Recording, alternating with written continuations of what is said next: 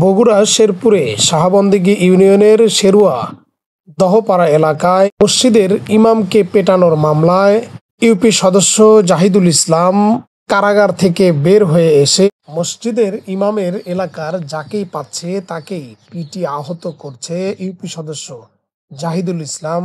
এরকমটি অভিযোগ করে এলাকার মানুষজন মানববন্ধন ও বিক্ষোভ কর্মসূচি করেন। আমাদের এখানে মাদক ব্যবসা বেশি চলতেছে, এলে আমরা গ্রামের না করার কারণে আমাদের বিরুদ্ধে মারামারি করতেছে। মানে মাদক ব্যবসা যারা করে তারা এসে মনে করেন যে আমাদের হুমকি দেয়, বাড়ি বাড়ি যায়, আবার ঠ্যাংকে ট্যাগ পেঁচায়, আবার গ্রামের মধ্যে যা মেয়ে ঘরে পর্যন্ত হুমকি দেয় যে এই মেয়েদের জায়গায় এই গ্রামের যে মেয়ে ঘরে পাবো তাদের আমাদের ফল্লা মেরে থিয়ে যাবো, এলে পর্যন্ত ভাষা কয়।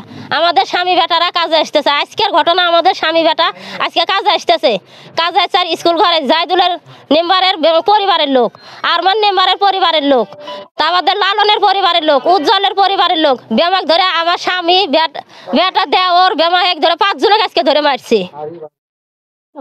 তারা হলো একটা রাসেল আরমান মেম্বারের ভাই, তা বাদ দেয় লালন, উজ্জ্বল, আরো কিছু কিছু চ্যাংরা ফ্যাংরা আছে, মহাসিং, ইমরান, ওইলে অত তো নাম আমরা মনে থাকে না আমার ঘরে।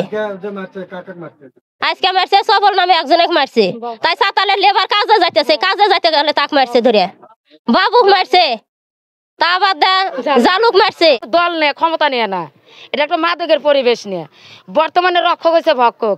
আমার এলাকার যাই মেম্বার এটাই হতেছে গডফাদার।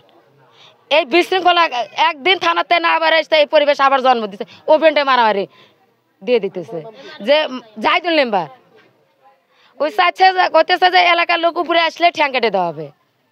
তাহলে আমরা তো কোন স্কুলের উপরে উঠলে গ্রাম নাম শেরুয়া।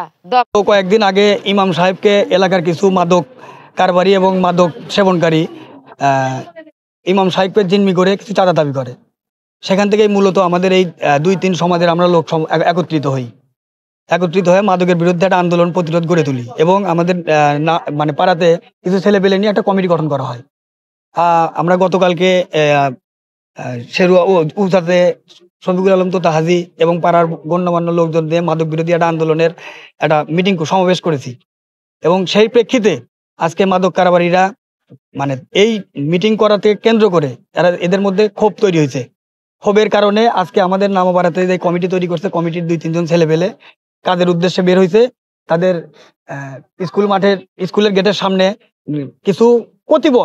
কিছু মাদক কারবারি এবং মাদক সেবনকারী এরা মানে অ্যাটাক করে এদের মারধর করছে। একজনের হাত ভেঙে গেছে, একজনকে চাকু মারছে, 2 জনের মাথায় বাড়ি মারছে।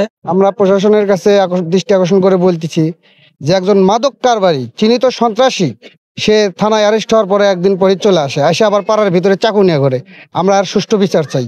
কাছে আমরা দাবি যে এলাকার লোকজন যাতে সুশৃঙ্খলভাবে বসবাস করতে পারে, এই জন্য প্রশাসনের দৃষ্টি আকর্ষণ থাকবে যে মাদক যারা সেবন করে এবং মাদক বিক্রি করে তাদের আইনের আওতায় নিয়ে এসে শুধু নিয়ে আসলো এবং 2 দিন পরে ছেড়ে দিয়ে আবার ওরা আমাদের উপরে অতর্কিত হামলা করবে।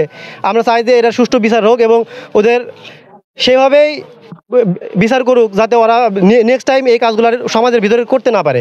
ওরা আমাকে ডাইরেক্ট থ্রেট দিছে যে আমাকে যেখানে পাবে কচু কাটা করবে এবং আমার উপরে সেই প্রেশার ক্রিয়েট করতেছে।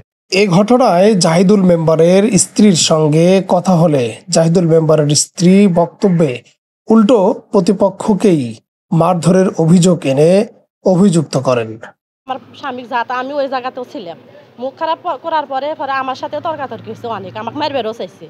পরে বললাম তুই আমার গায়ে হাত দিয়ে দেখিস খালি, এগুলো নেই। উনি ওর ভাইয়ের সাথে কথা বলছিল, বলার পরে হচ্ছে কাজে 2 জনই তর্কাতর্কি হয়েছে। আমার এক দুলা ভাইও আসছিল ওই জায়গায়, 2 জনের সাথে তর্কাতর্কি হয়েছে, মানে যে মারামারি সৃষ্টি হয়েছে বুঝেন। পরে তো ওই জালুর ভাইকে আপনি একজনের বাসাওয়ালা নিয়ে যা ভিতরে ঢুকাইছে, এগুলো সব কিছু থেমে গেছে। থেমে যাওয়ার পরে আমি আর আমার স্বামী ওই জায়গায় দোকান ঘরে দাঁড়ায় আছি, একসাথে 2 জন দাঁড়ায় আছি। আইসে কোন জায়গার থেকে মানে ওই জালু আসলো, আইসে আমার স্বামীর গলা চিপে ধরছে। আমার স্বামীর নাম মোহাম্মদ জাহিদুল মেম্বার।